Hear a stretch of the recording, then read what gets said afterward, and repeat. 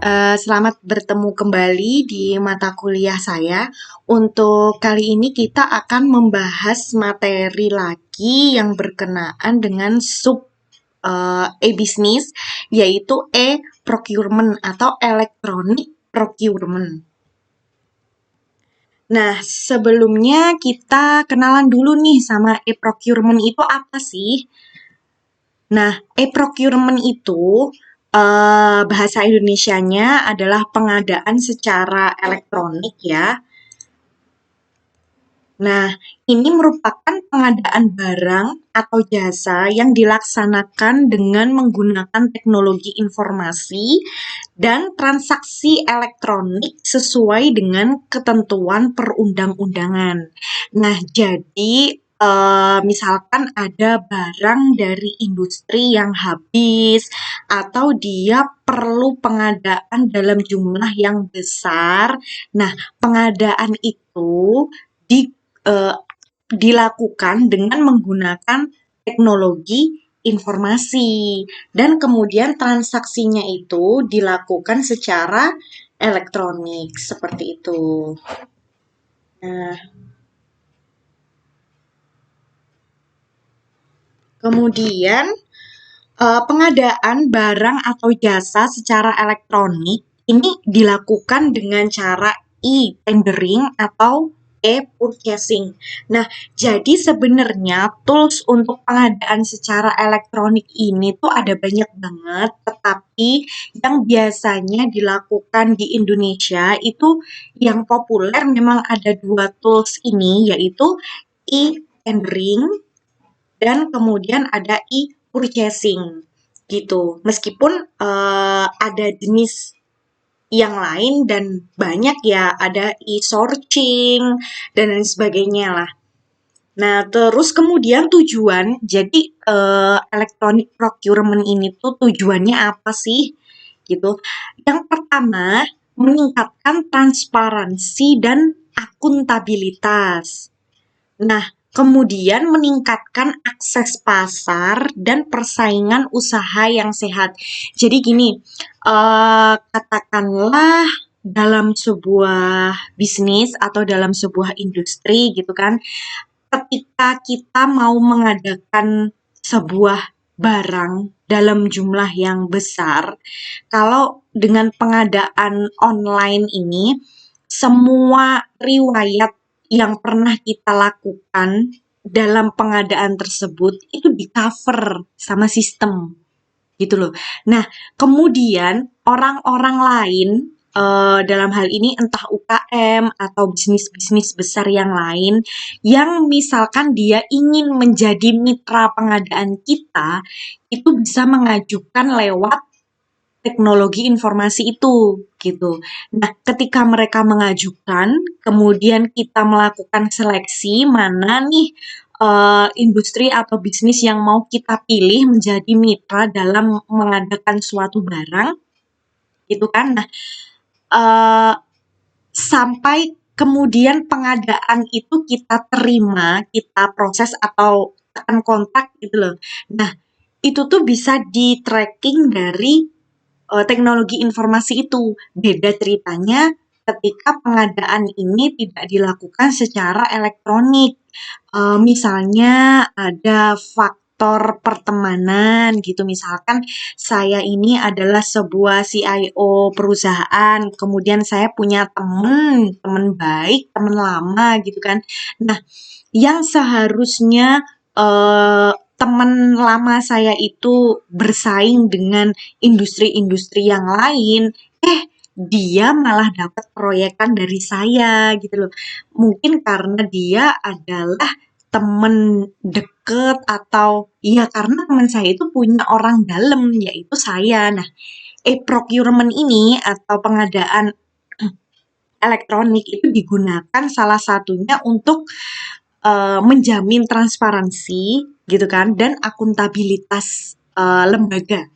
Nah, gitu. Terus kemudian karena banyak UKM atau banyak industri yang sama-sama mereka mempunyai kesempatan yang sama untuk mengajukan kemitraan dengan kita, maka ini juga berpotensi untuk meningkatkan akses pasar dan persaingan usaha yang sehat. Jadi misalkan saya adalah petinggi Universitas Duta Bangsa gitu ya. Kemudian mahasiswa baru ini nantinya ketika mereka semester 3 gitu kan, beberapa mahasiswa terpilih mau saya berikan laptop misalkan.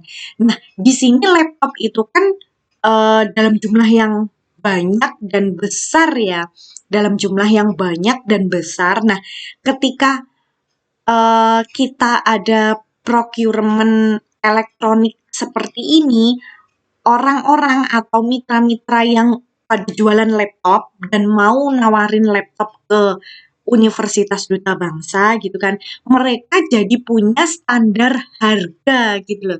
Jadi nggak terus memonopoli atau katakanlah saya sengaja memilih salah satu penjual laptop gitu kan yang saya kenal, misalkan orang itu adalah teman dekat saya, sahabat saya, seperti itu.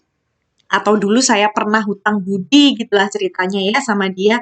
Terus akhirnya proyek laptop mahasiswa itu saya berikan ke dia tanpa saya mengetahui sebenarnya laptop dengan spesifikasi yang yang dikehendaki sama UDB itu apakah benar di pasarannya tuh harganya segitu gitu loh. Jadi cuman tinggal pasrah gitu ya sama teman saya, "Ah, udahlah pokoknya saya ngikut aja sama kamu gimana baiknya, gimana harganya. Yang penting nanti ending-endingnya saya kasih berapa persen gitulah, karena kan kamu sudah saya kasih proyek." Nah, kayak gitu loh. Gitu ya. Jadi seharusnya mitra-mitra penjual laptop yang lain yang mungkin lebih layak dari segi harga, lebih layak dari segi kualitas, yang lebih layak dari segi pelayanan, itu malah jadi nggak keanggap gitu ya. Bukan nggak keanggap, nggak kelihatan gitu ya. Jadi nggak kelihatan keberadaannya hanya karena saya mempunyai channel yang bisa saya ajak proyekan tadi. Nah, gitu ya. Nah, terus kemudian yang selanjutnya memperbaiki tingkat efisiensi proses pengadaan. Ini jelas karena kalau prosesnya itu transparan dari awal sampai akhir, kemudian pengajuannya itu juga tidak main belakang, tidak ada berkas-berkas administratif yang harus diulang pengirimannya, misalkan seperti itu. Kalau basisnya digital kan berkasnya nggak mungkin hilang ya, kecuali kalau websitenya diretas gitu. Kita berasumsi kalau sistemnya itu aman gitu. Kalau sistemnya aman maksudnya dia tidak ada virus dan tidak ada hacker atau tidak ada gangguan keamanan jaringan yang lain, ini akan menjadi lebih mudah bagi perusahaan untuk menyeleksi calon mitranya gitu. Sampai nanti memutuskan siapa yang berhak untuk menjadi supplier atau menjadi pemasok barang-barang yang kita butuhin gitu. Nah, terus kemudian mendukung proses monitoring dan audit. Nah, ini berkaitan dengan transparansi dan akuntabilitas tadi ya. Karena step by step-nya udah jelas, dari prosedural dan administratifnya itu kerekam dengan baik, maka itu akan sangat memudahkan proses monitoring dan auditnya. Nah, kemudian memenuhi kebutuhan akses informasi yang real time. Tahu ya real time. Jadi per hari ini itu yang mengajukan menjadi mitra kita tuh ada berapa. Terus dari sisi calon mitranya, mereka itu juga tahu proposal yang saya ajukan itu tahapannya tuh udah sampai mana. Apakah itu diterima sama sana dan diproses, atau hanya diterima saja kemudian dibuang. Nah, kayak gitu ya. Jadi baik dari segi mitra ataupun dari segi bisnis atau instansi atau perusahaan yang memerlukan pengadaan itu, e-procurement ini bisa memenuhi kebutuhan akses informasi yang mereka butuhin itu secara real time. Nah, terus kemudian pengguna procurement itu ada lembaga pemerintahan, kemudian ada industri, kemudian juga ada instansi akademik, bahkan ada beberapa instansi kesehatan.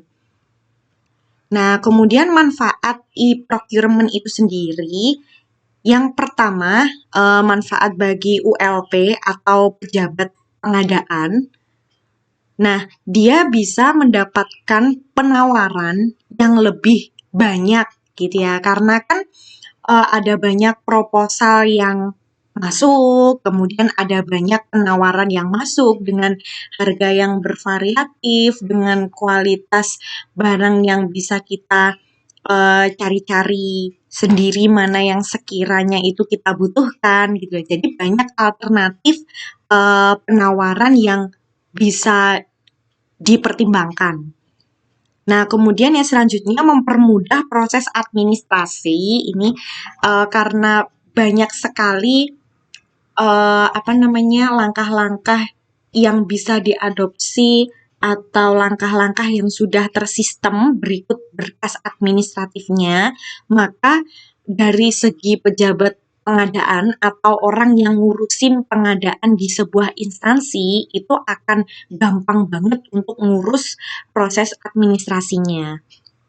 Nah, kemudian juga mempermudah pertanggungjawaban proses pengadaan. Nah, kemudian dari segi penyedia atau dari segi calon-calon mitra itu menciptakan persaingan usaha yang sehat. Nah, memperluas peluang usaha. Ini jelas ya kalau menciptakan persaingan usaha yang sehat karena pada akhirnya semua industri baik besar atau kecil itu berpeluang untuk bisa menawarkan atau memperlihatkan diri ke perusahaan lain yang mungkin membutuhkan dia gitu. Nah, terus sama memperluas peluang usaha gitu ya, karena siapapun nanti bisa berhak atau memiliki peluang untuk sama-sama bekerja sama, kemudian untuk sama-sama mengadakan barang, mungkin kerjasama dari segi industrinya, atau bisa jadi uh, tidak lolos dalam pengadaan kali ini, mungkin bisa jadi dia akan bisa lolos di yang akan datang. Jadi para industri-industri kecil yang mungkin dia baru pertama kali ikut pengadaan seperti itu pada akhirnya bisa belajar kan,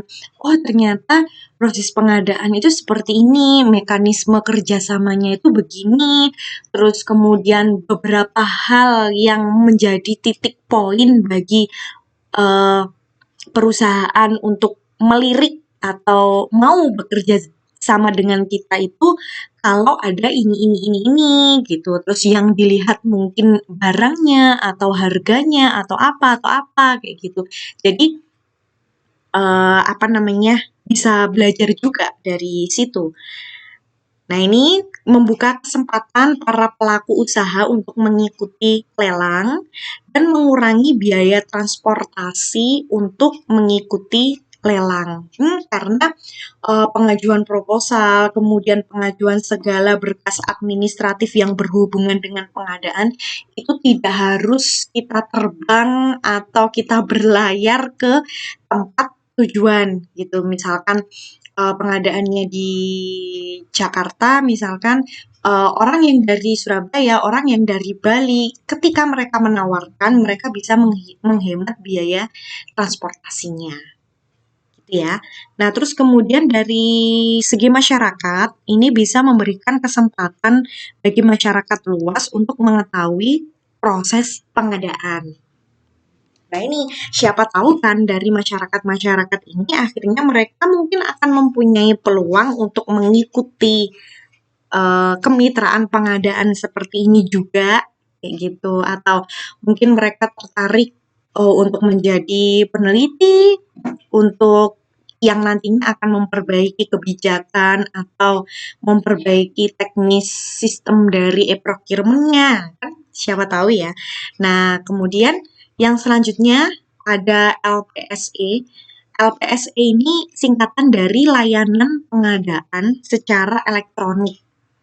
Nah, LPSE ini dia merupakan suatu unit layanan yang sekaligus sebagai penyelenggara sistem elektronik dengan fungsi utama menyediakan layanan pengadaan secara elektronik.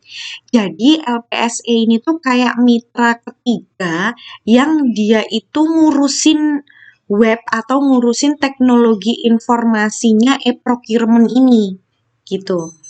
Nah, LPSE ini wajib dibentuk oleh provinsi, kabupaten, dan kota untuk memfasilitasi pejabat pengadaan dalam melaksanakan pengadaan barang atau jasa secara elektronik. Nah, ini kasusnya untuk pemerintahan ya, untuk pengadaan-pengadaan yang sifatnya itu di pemerintah. Biasanya mereka menggunakan LPSE ini.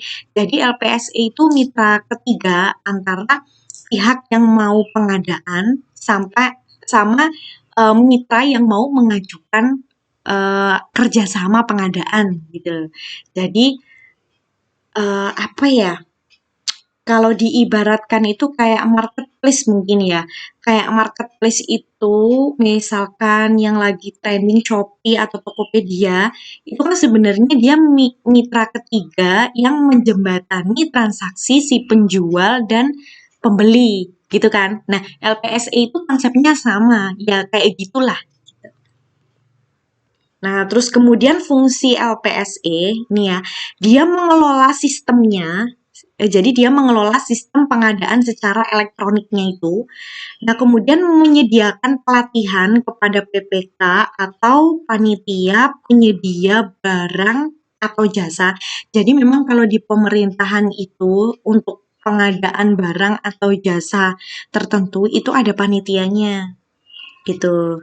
Jadi apa namanya, fungsi LPSE ini untuk apa ya, kayak menyediakan pelatihan atau mengedukasi panitia itu sama mungkin perusahaan-perusahaan kecil atau mitra-mitra besar gitu ya yang biasanya mau mengajukan kerjasama pengadaan.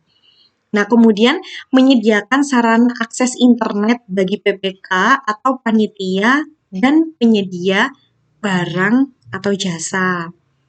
Nah, kemudian menyediakan bantuan teknis untuk mengoperasikan sistem pengadaan secara elektronik kepada PPK atau panitia dan penyedia barang atau yayasan gitu. Jadi selain dia jadi apa namanya mitra ketiga untuk ngurusin sistemnya, dia juga menyediakan internetnya, kemudian dia menyediakan pelatihannya, sama menyediakan bantuan teknis untuk mengoperasikan sistemnya itu. Nah, kemudian melakukan pendaftaran dan verifikasi terhadap PPK atau panitia dan penyedia barang atau jasa. Jadi kan kalau misalkan kita mau jadi mitra perusahaan lain atau kita mau jadi mitranya pemerintah, itu kan harus pendaftaran dulu. Dan kalau pendaftaran itu nggak cuman daftar terus kemudian kita bisa langsung ikut, tetapi kita juga perlu diverifikasi dulu, bener nggak nih perusahaannya ada gitu ya, jangan-jangan ini perusahaan bodong kayak gitu. Terus kemudian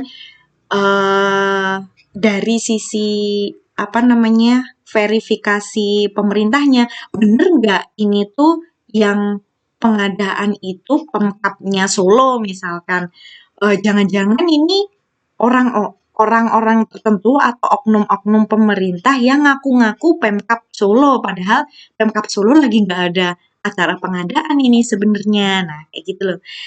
Jadi tidak hanya kita daftar di situs itu kayak dibayangin kayak daftar Facebook, kita daftar ngasih data diri terus kita jadi warga Facebook. Nah, untuk pengadaan online tuh gak kayak gitu. Jadi kita daftarin diri kita, kemudian dari sana ada verifikasi. Dan tentunya ketika kita mau mendaftar itu ada beberapa berkas administratif yang kita sertakan atau yang kita upload gitu ya, sehingga itu akan mendukung proses verifikasi dari apa namanya LPSE-nya ini. bener nggak ini Hanifah Permatasari ini merupakan panitia pengadaan Pemkab Solo atau jangan-jangan Hanifah Permatasari ini sebenarnya nggak ada atau dia ada tapi bukan orang Pemkab dan lain sebagainya gitu ya karena kan untuk pengadaan itu memang sangat rawan untuk kasus korupsi biasanya. Nah gitu ya. Nah, terus kemudian ini ada tools e-procurement yang tadi saya bahas ya. Jadi di Indonesia yang populer itu ada dua, yaitu e-tendering sama e-purchasing. Nah, e-tendering ini merupakan pejabat pengadaan, dia menginformasikan kebutuhan, kemudian penyedia itu akan melakukan penawaran.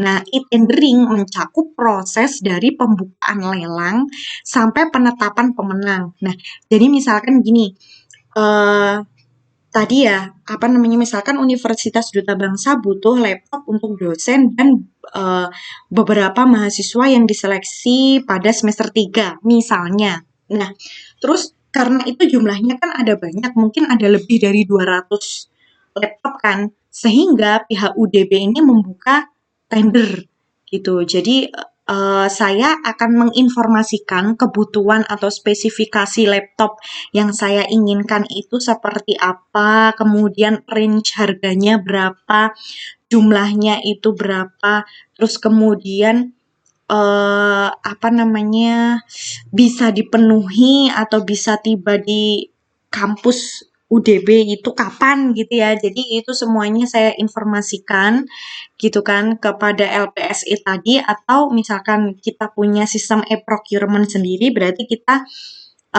masukkan spesifikasi itu di e-procurement kita sendiri gitu ya. Nah, terus kemudian dari penyedia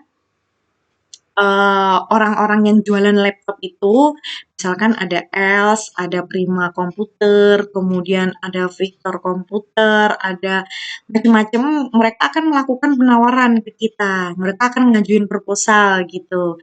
Jadi pada intinya mereka mampu untuk mengadakan 200 laptop untuk tiba di akhir tahun 2020 misalkan. Nah, nanti mereka akan menawarkan skema kerjasama, benefit, rewards yang apa ya, yang jadi ciri khas masing-masing gitu. Jadi nggak bisa contek-contekan. Kayak misalkan kalian apa namanya? Misalkan saya Bu Hanifah ini mau memberikan tema penelitian ke mahasiswa gitu ya. Terus mahasiswa akan berbondong-bondong untuk mengajukan proposal dengan tema penelitian itu ke saya. Nah, kan proposalnya nggak bisa saling nyontek kan? Nah, kalian punya kajian ilmiah sendiri, kalian punya studi kasus sendiri, terus kalian punya macam-macam. Yang penting goals-nya itu sama seperti yang saya tentukan. Nah, kayak gitu. Nah, nanti pada akhirnya proposal-proposal kalian itu akan saya seleksi nih kira-kira mana ya yang apa namanya yang sesuai dengan persyaratan saya gitu. Mungkin saya menghendaki bahwa studi kasusnya itu adalah sebuah lembaga yang punya standar ISO atau mempunyai standar audit atau akuntabilitas dengan derajat sekian gitu. Nah, saya cek ini studi kasus proposal yang Anda berikan ke saya itu sudah eligible atau belum, sudah legal atau belum. Nah, kayak gitu loh. Jadi e-tendering ini kasusnya seperti itu. Jadi sistemnya itu membuka lelang sampai nanti akhirnya penetapan pemenang. Nah, ini prosesnya nggak cuma sekali ya. Jadi nanti di tengah-tengah itu ada konfirmasi dari perusahaan. Mungkin ada yang perlu dikurangin harganya atau ada yang perlu dinaikin apa namanya presentase kerjasamanya atau bagaimana. Nah, nanti itu yang akan membuat beberapa mitra yang sudah kita pilih itu untuk menentukan langkah apakah dia akan oke, saya mau aja gitu atau nggak jadilah saya nggak jadi mengajukan lelang itu gitu. Nah, nanti sampai akhirnya dapat satu vendor laptop kayak gitu. Jadi jangan dibayangin daftar terus nanti proses seleksinya di belakang layar, terus keluar pemenangnya gitu. Jadi nggak kayak gitu.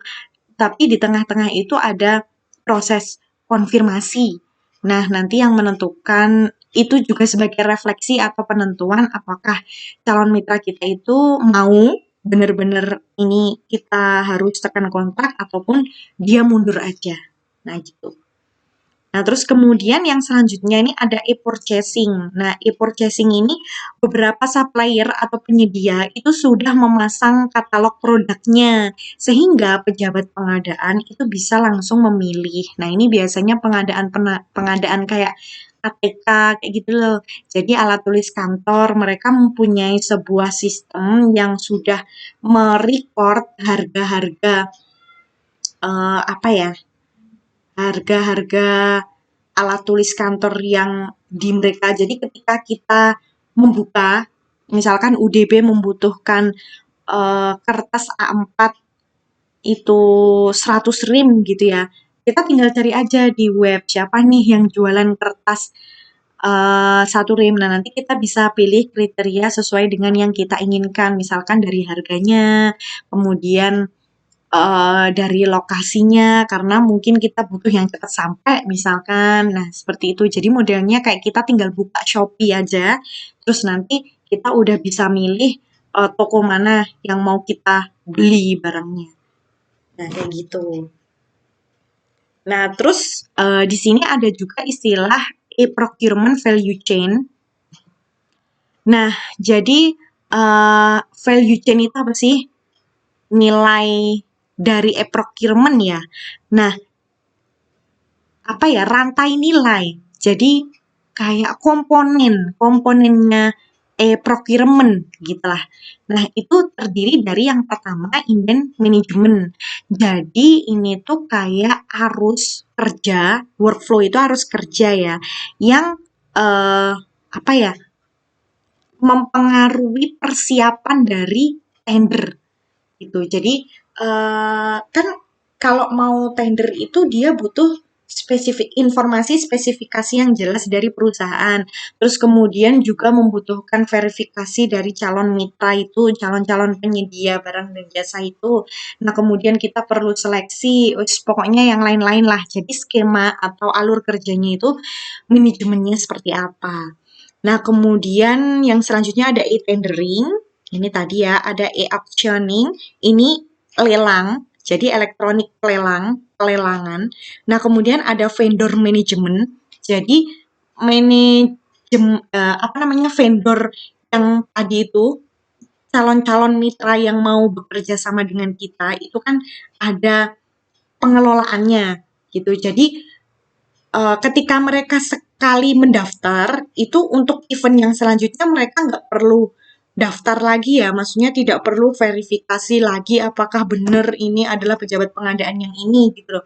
Dan mungkin kalaupun ada verifikasi, verifikasinya akan berbeda tahapnya daripada verifikasi dengan pertama kali dia daftar. Karena kan untuk yang selanjutnya mungkin hanya perlu di apa namanya ya, diverifikasi apakah benar bahwa Pemkab kota A itu benar-benar melakukan pengadaan ini, cuman hanya sebatas itu aja.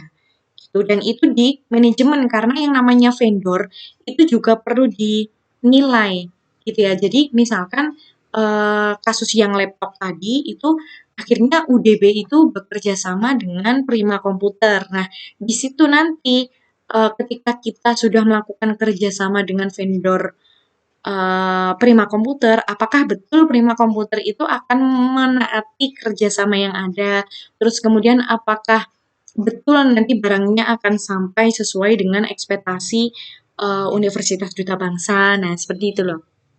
Jadi ada proses manajemen data-data atau progres atau kinerja dari vendor-vendor itu. Nah, terus kemudian ada manajemen katalog. Nah, ini jadi misalkan untuk yang tadi loh, yang e-purchasing, yang modelnya kayak Shopee itu, nah itu kan katalognya juga harus di manajemen. Jadi, mana barang yang bisa kita masukkan ke e-purchasing dan mana barang atau jasa yang bisa kita masukkan ke e-tendering gitu. Nah, kemudian ada purchase order integration. Nah, kemudian ada status order sama notifikasi atau catatan distribusi ya atau catatan perjalanan. Nah, kemudian ada electronic invoice, tagihan elektronik, atau ada e-payment juga. Jadi ada pembayaran secara elektronik. Nah, kemudian sama manajemen kontrak. Karena untuk yang sudah menang kerjasama, mereka kan harus diikat dengan sebuah kontrak gitu ya. Nah, procurement ini salah satu rantai nilainya adalah manajemen kontrak ini. Nah, terus kemudian implementasi e-procurement. Nah, e-procurement ini adalah aplikasi web elektronik yang sepenuhnya dia mampu untuk membeli barang atau jasa. Nah, e-procurement ini memungkinkan pembeli untuk melihat katalog online, menambah item ke keranjang belanja, dan mengirimkan daftar permintaan secara elektronik. Nah, jadi yang modelnya melihat katalog online dan menambahkan item ke keranjang belanja itu adalah e-procurement dengan tools e-purchasing, gitu ya, bukan e-tendering. Nah, kemudian pesanan juga dapat dibuat secara manual untuk pembelian kompleks peralatan modal dan layanan profesional. Nah, ini masuknya ke e-tendering karena dia memerlukan spesifikasi dan nggak sembarang mitra yang nanti akan bekerja sama. Karena ini kompleks dan profesional. Nah, kemudian daftar permintaan yang diselesaikan itu diarahkan untuk ditinjau atau disetujui melalui alur kerja elektronik. Nah, jadi untuk tendering tadi kan posisinya kita minta pengadaan gitu kan, kita ngasih spesifikasi kebutuhan yang kita mau. Nah, terus kemudian itu tuh diproses gitu. Jadi diproses, diverifikasi dulu kan, diverifikasi dulu apakah benar kebutuhannya ini. Nah, kemudian disetujui atau disetujui, diumumkan ke mitra-mitra gitu ya. Hello, ini ada Hanifa Permatasari dari Universitas Duta Bangsa yang mau yang sedang mencari mitra pengadaan nih gitu. Bagi Anda yang berminat bisa cek infonya, terus kemudian bisa mengakses e-procurement kami untuk untuk langkah-langkah transaksi yang selanjutnya gitulah. Nanti proses by step-nya dari mulai dia daftar, mitra itu daftar, sampai nanti ditentukan pemenangnya siapa, itu peninjauannya dan persetujuannya itu dilakukan secara elektronik gitu ya. Jadi udah nggak ketemu langsung, kemudian tidak harus melalui sidang gitu ya.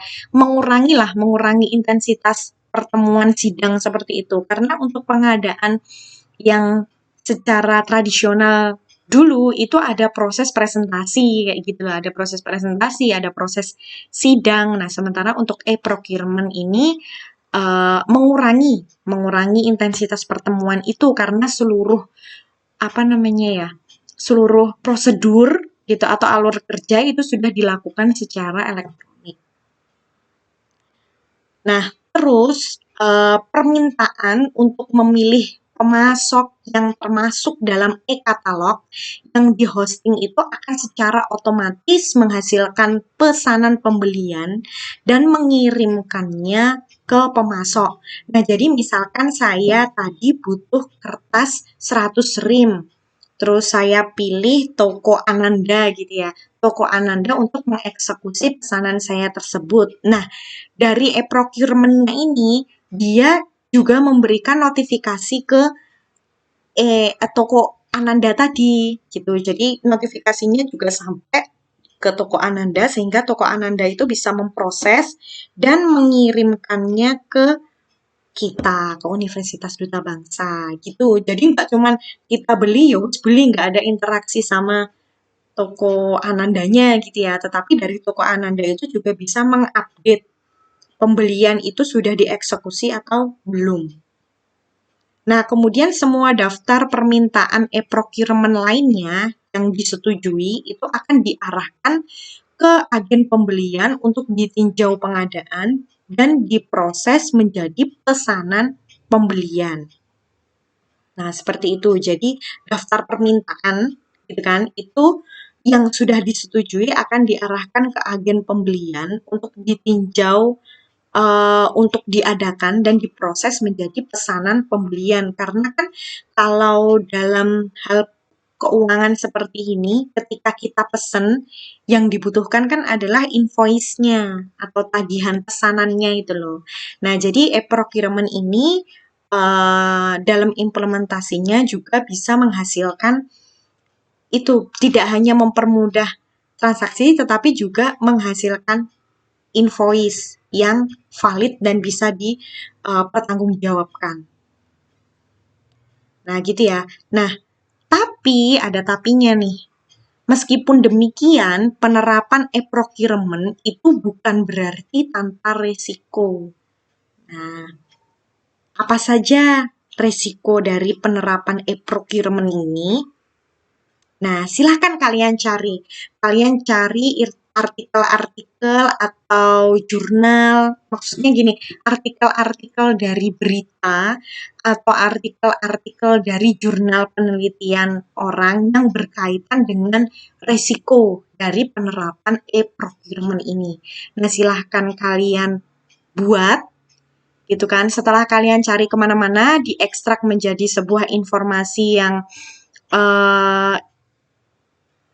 yang memiliki integritas gitu ya. Jadi ketika kalian berburu dan meramu gitu kan, ketika kalian berburu materi di luar sana, jangan hanya asal copy paste, tapi juga diramu dan dianalisis dengan baik sehingga akan menghasilkan sebuah informasi yang utuh, bukan informasi yang tempelan gitu ya.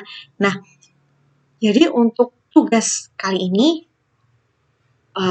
tugasnya adalah ini. Jadi silahkan cari untuk risiko penerapan e-procurement. Kalian boleh mencari dari situs berita atau jurnal penelitian orang lain. Karena sudah banyak sekali dosen-dosen dan mahasiswa yang meneliti soal risiko penerapan e-procurement ini. Gitu ya. Oke, terima kasih. Sampai jumpa kembali di materi yang akan datang.